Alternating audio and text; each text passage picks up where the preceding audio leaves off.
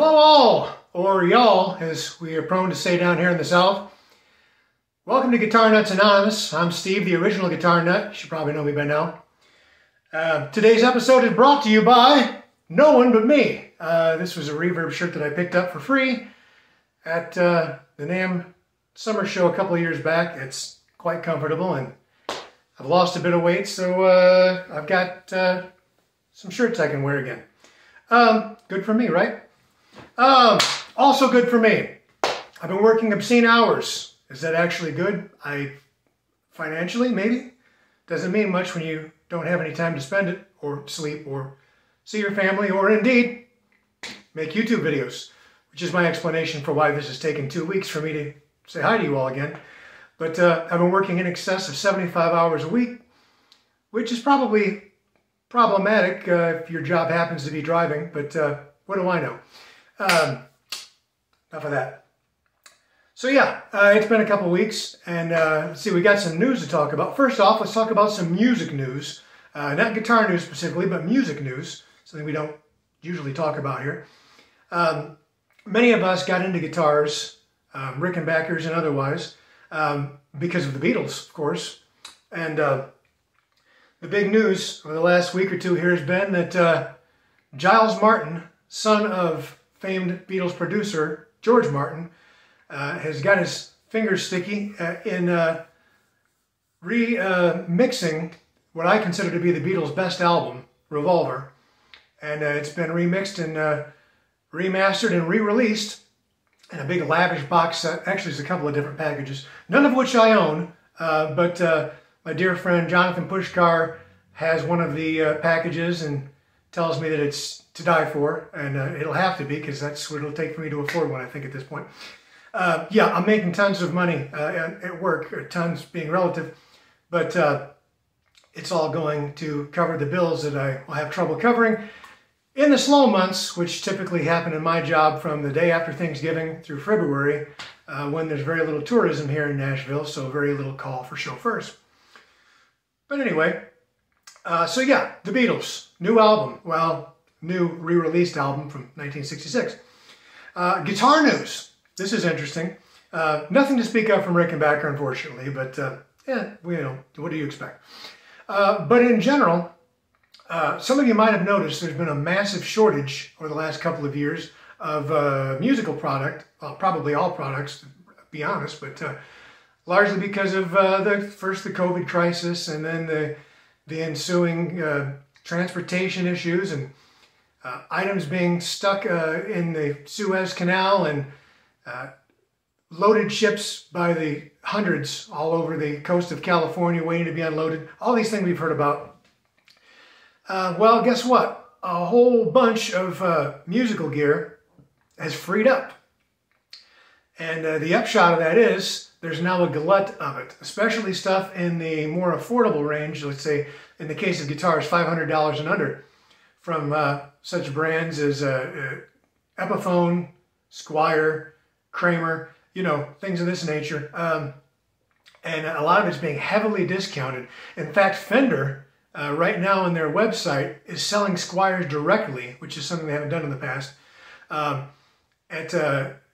least $50 off per item, plus free shipping, plus if you put in a code WELCOME10 and let them send you texts or something like that, you get an additional 10% off. So, for instance, a brand new Bass 6, one of these, this is an unmodified version that I recently picked up, but it's a different story.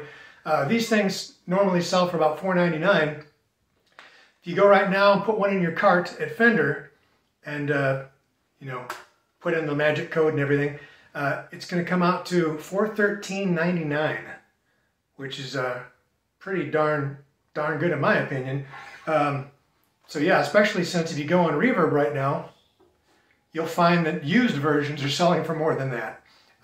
It's an interesting situation. So if you've been holding off on that purchase of a Fender, specifically a Squier, now might be a great time to do it. Also, all the major retailers are going to be getting in tons and tons, literal tons, of items that have been back ordered that they're now going to have to sell at a deep discount just in time for the holidays. So keep your eyes open if you've been looking for a new guitar, bass, amp, pedals, whatever it might be. There should be some really, really great deals coming up here real soon. Speaking of great deals, I mentioned earlier Reverb, and that I'd be sending you a link. I have a real fondness for both extra large and extra small guitars. I like mini guitars of sorts, you know, small scales and things you can tune up higher and easy to travel with and easy to take with you on the job if you're in a job that has a lot of downtime in between work, like mine. And I have been, you know, looking for a really good miniature guitar forever, so to speak. And honestly, most of them don't stay in tune. They don't play in tune. They don't play well. The craftsmanship is usually garbage. It's you know, they're considered toys essentially, and they, in spite of themselves. Well, I've been eyeballing a new entry, excuse me, into the fray from Vox. It's a 18 3/4 inch scale, I believe, version of their Mark series, which are, you know, about this big, of their teardrop shaped guitars, you know, made famous in the 60s by the likes of Brian Jones with the Rolling Stones, but in a much smaller package. And supposedly they've come up with a system. They've got really high quality tuners, high quality intonable bridge, and they're using really heavy gauge strings.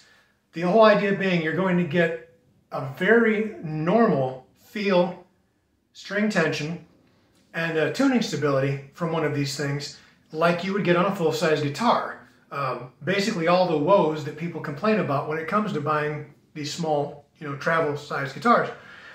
And they look just cool as heck. I'll include a picture, let's say right there, of what they look like. They're just cute as a button. They're like the sexiest badminton rackets you could hope for. You know, I mean, they're the coolest things. But the sale price on them has been about $279, if you could find one, which no one can because, again, they've been stuck on a ship somewhere or whatever the case is. $279 is a bit pricey to me, so it wasn't really on my radar once I saw the price.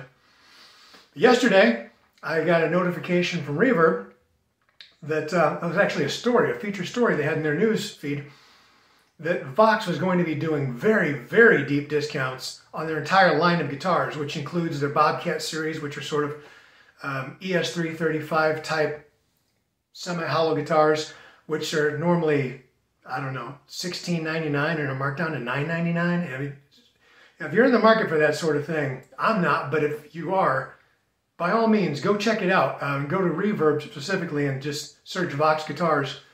And the deal is it's KORG, who owns Vox, selling them direct, the same as the Fender thing. And you can order them directly from Vox. What I was trying to get at is these miniature teardrop guitars, which are called Mark IIIs. That's what they're officially calling them, since the full size was called the Mark VI. It's the little Mark IIIs. They're being sold right now, rather than $279 plus shipping. They've got them marked down 53% to $129 with free shipping.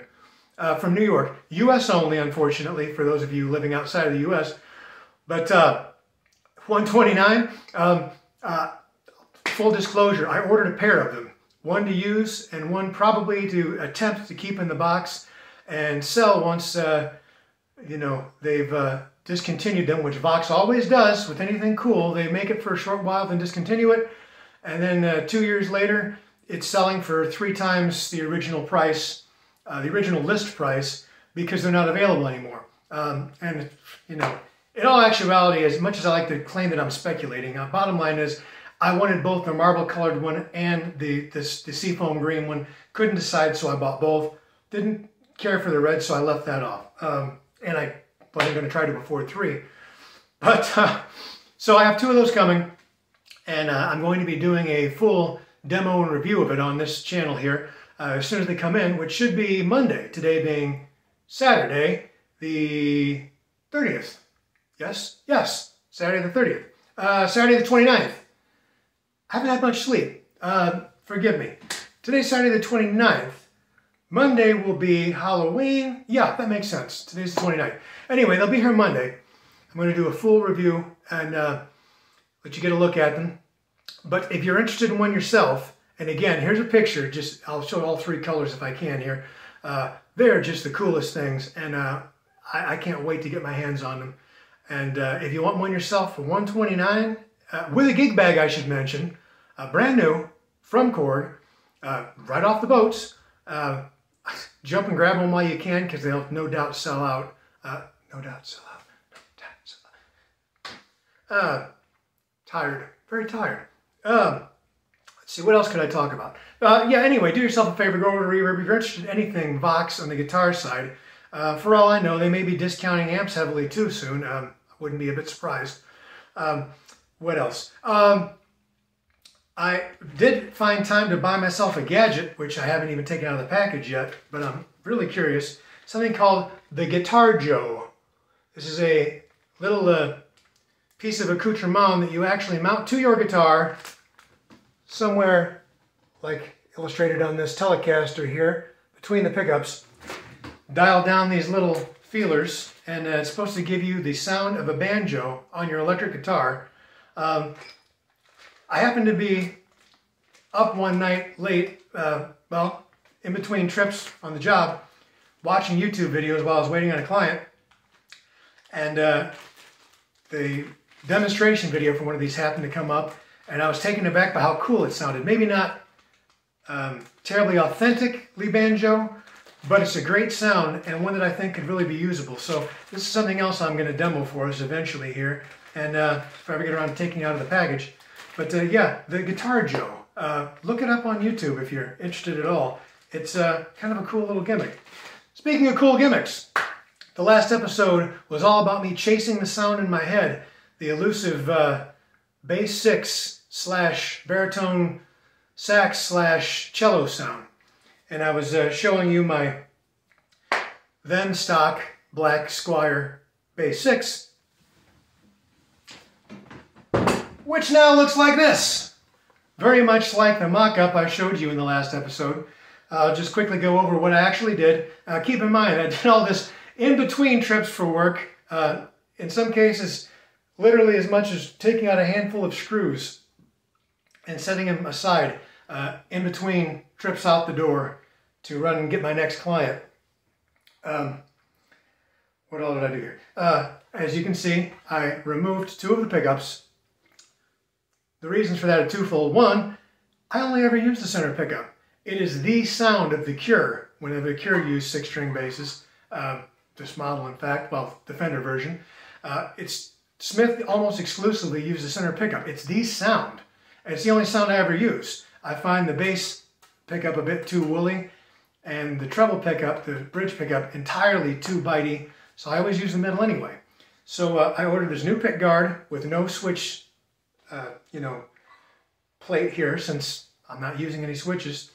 I also have the strangle switch, which takes out a lot of the bass to a high pass filter, permanently turned on. The entire switching system is still actually underneath the pick guard. I just lost the chrome plate. It's all under here, but it's set to where this pickup is permanently on and the strangle switch is permanently on. Changed out the knobs for these cream ones to match the pickup because it's a cool look, in my opinion.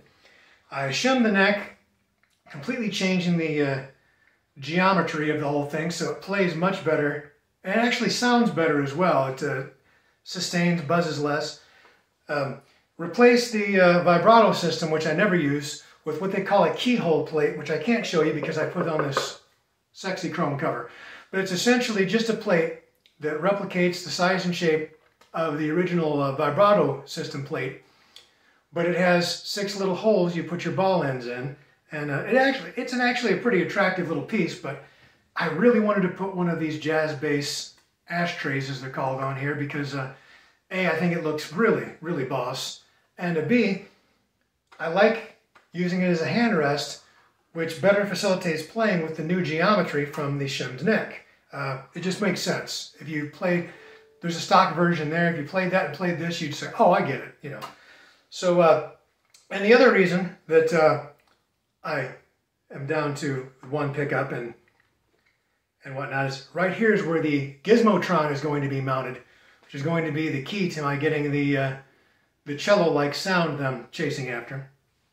It's the only thing I haven't gotten around to doing. Everything else on this, well, I do have a brass nut that I'm considering putting on this that I ordered, but the one on here seems to be working just fine, so I'm not sure if I'm going to bother right now. I might just hold off and wait.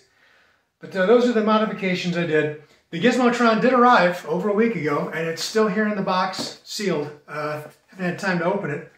Barely had time to do much of anything.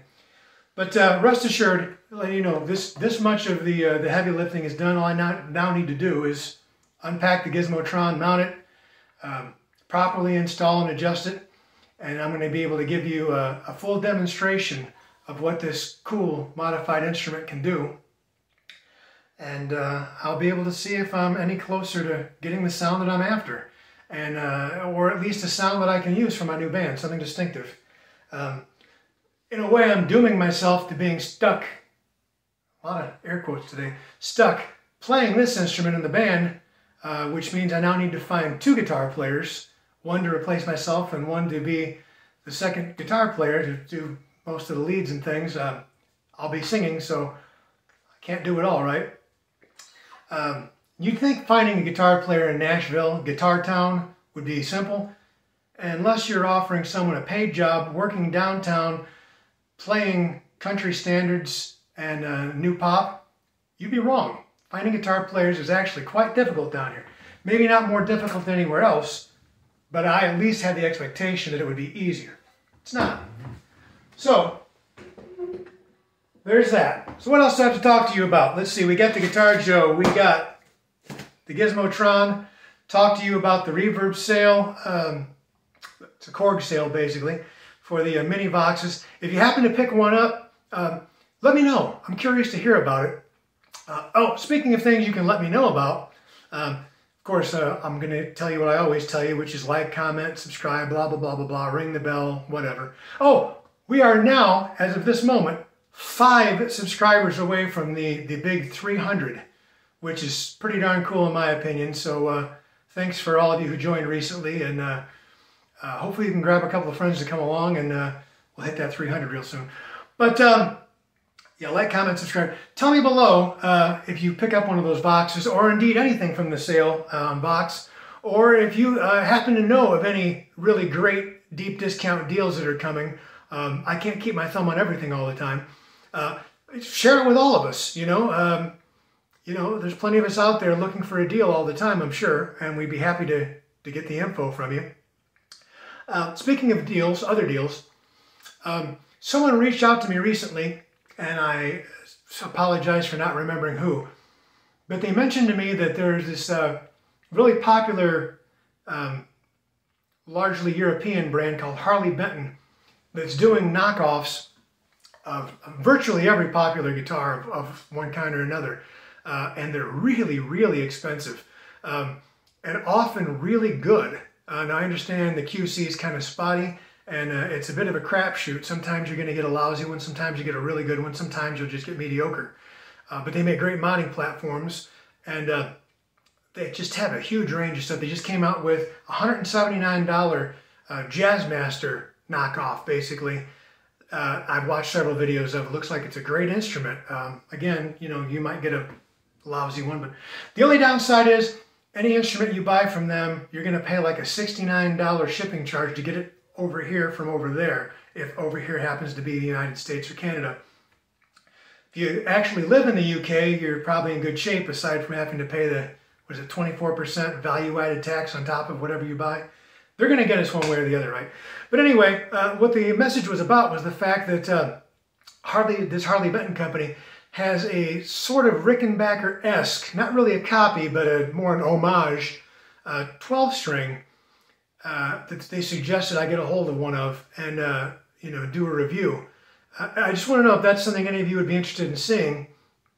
If so, let me know. Comment on that. As of yet, we have nowhere else to go but up with the Operation Chickenbacker thing. I'm still waiting on some people to step forward and maybe make kind of a contribution to our Patreon or directly to our tip jar, which is just, putting in rickenbackeranonymous@gmail.com on PayPal and giving whatever you can afford to give to help with the cause if you can. And of course, if you want to email me directly about virtually anything, you can use that same email, rickenbackeranonymous@gmail.com. You know, get a hold of me. Tell me what you're up to, what you're thinking, what you'd like to see. If you don't feel like putting it publicly down below and you want to talk to me directly, if you just want to tell me you're happy that I'm no longer wearing the cloth headband a la Willie Nelson, but it's getting cooler out, I don't need it. Oh, let's see, anything else? No, not really. That pretty much covers it. I've spoken for 20.5 minutes, so that's good enough, right? So until I talk to you next, stay cool, stay frosty, stay warm if it's cold where you are, wear glasses if you need them because my friend Webb Wilder says so, and until I talk to you next, chime on, jangle on, stay cool, and keep on playing. It's the one thing they can't take away from us unless they schedule us for 75 hours in a week, in which case we can go without touching the guitar at all. Hopefully you're not in that same bag. So, till next time, which hopefully will be just a few days because I want to do that review, assuming I have enough time to do one. See you then. Thanks. Bye.